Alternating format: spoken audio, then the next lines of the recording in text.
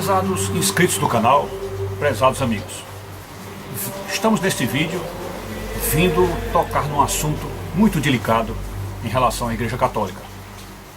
Trata-se da canonização de santos, ou, como dizemos aqui, canonização de almas, que é uma espécie de direito outorgado por Deus à Santa Igreja de determinação de santidade de alguém já falecido, ou já alma após purgatório e estando no paraíso de Deus, né, lá no reino de Deus. Então a gente vai analisar isso tentando pontuar as coisas que nós encontramos de incoerência em relação a isso.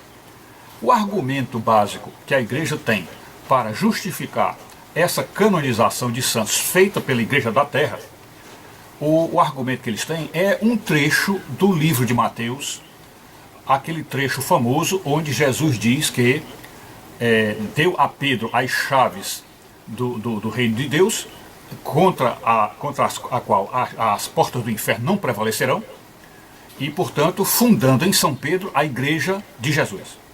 E também baseado naquele outro trecho, onde diz que tudo aquilo que será ligado na terra será ligado no céu, e tudo que será desligado na terra será desligado no céu.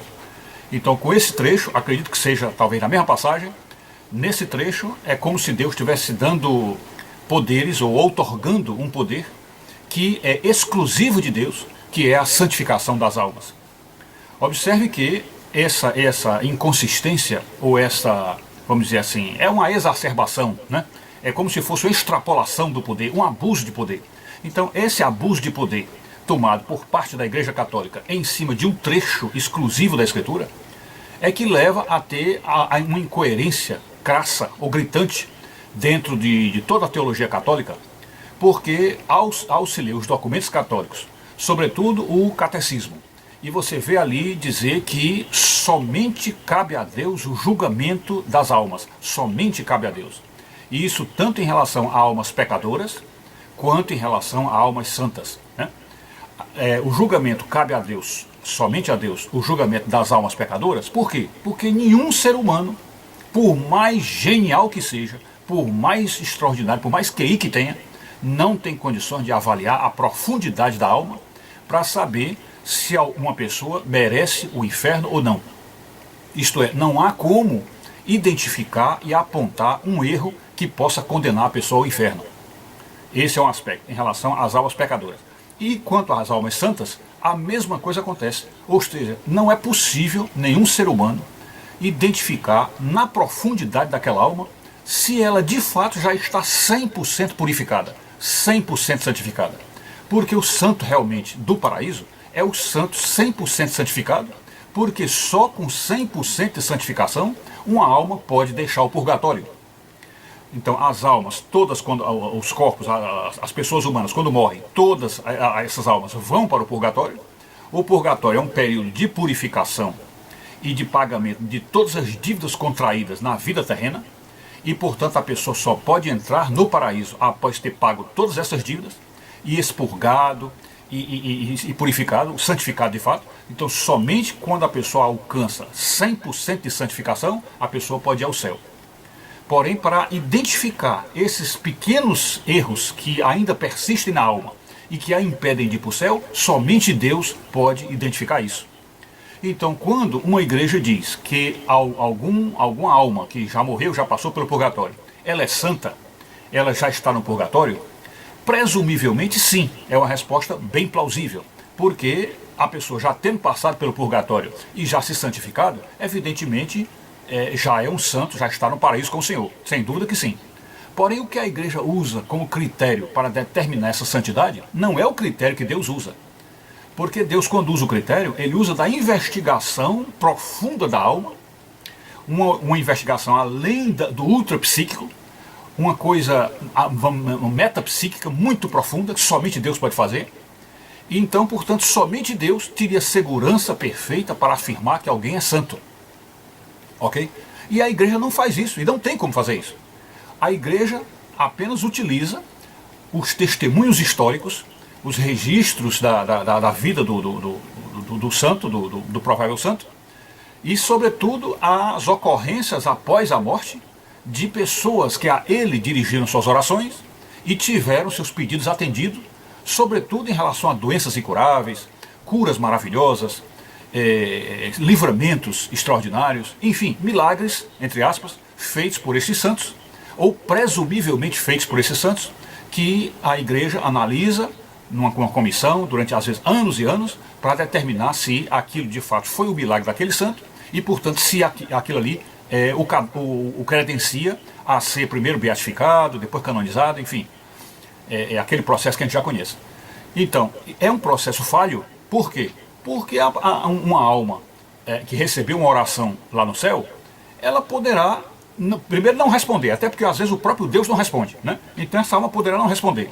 E segundo que, desde a pátria celestial, ou seja, desde o céu até a terra, há uma série de camadas, uma série de intermediários, uma série de condições, onde um pedido de oração seja respondido.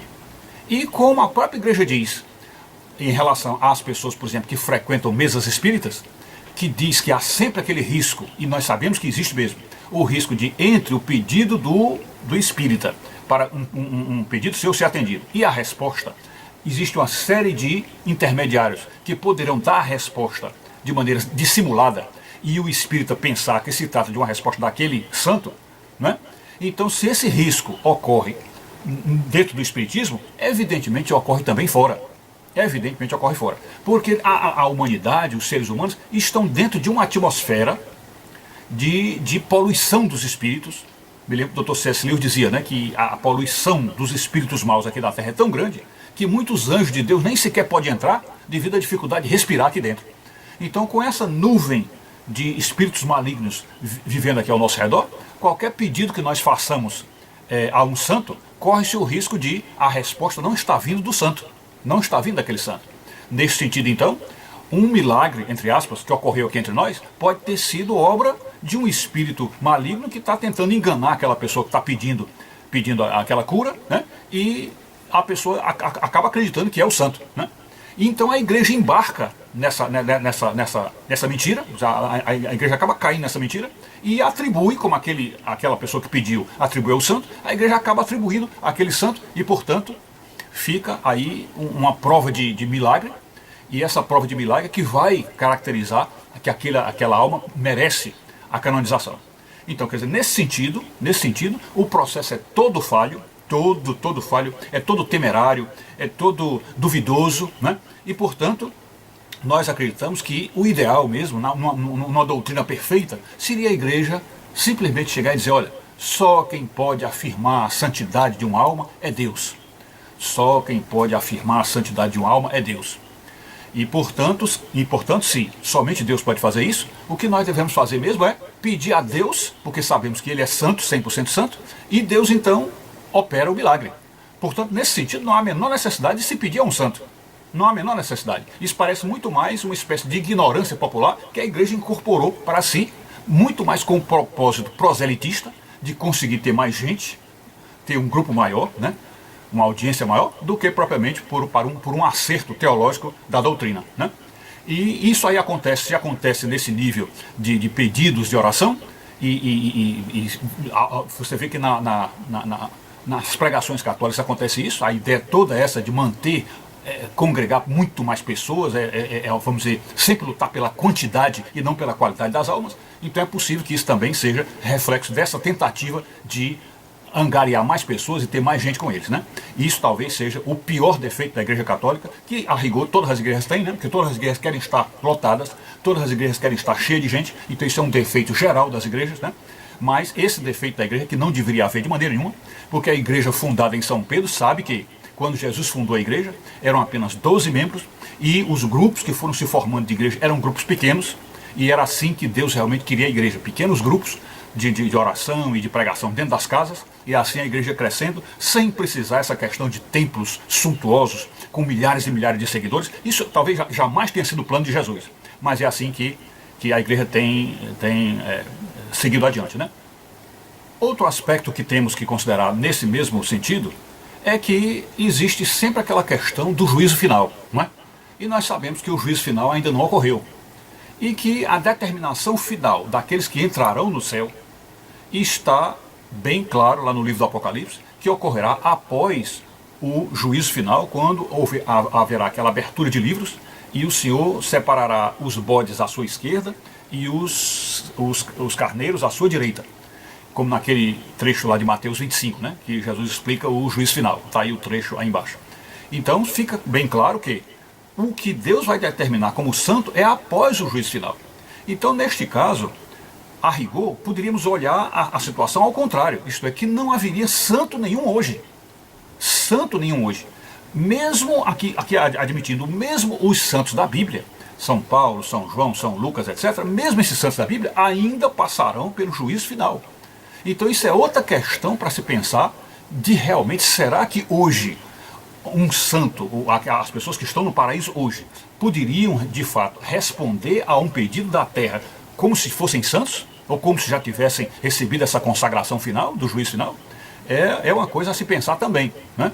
Até porque no meio do próprio colegiado apostólico de Jesus, vocês observaram como esses santos de Deus, até as últimas horas de sua convivência com Deus, cometeram pecados. Aliás, se você olhar bem, a rigor, o próprio apóstolo São Paulo, muito tempo depois de sua conversão, ele ainda chegou mesmo a dizer, olha, falando dele próprio, dizendo, olha, o pecado que eu não quero fazer, esse eu faço. E o bem que eu quero fazer, esse não faço.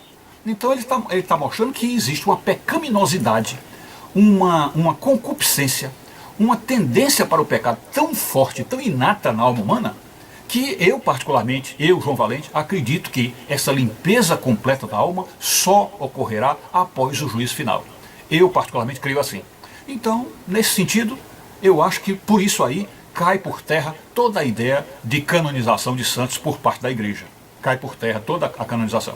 O nosso próprio mestre emérito, Dr. C.S. Lewis, sempre colocou que este é um ponto da doutrina católica que ele recebia com dúvidas e com dificuldade de engolir, tá certo? Então, comungamos dessa ideia.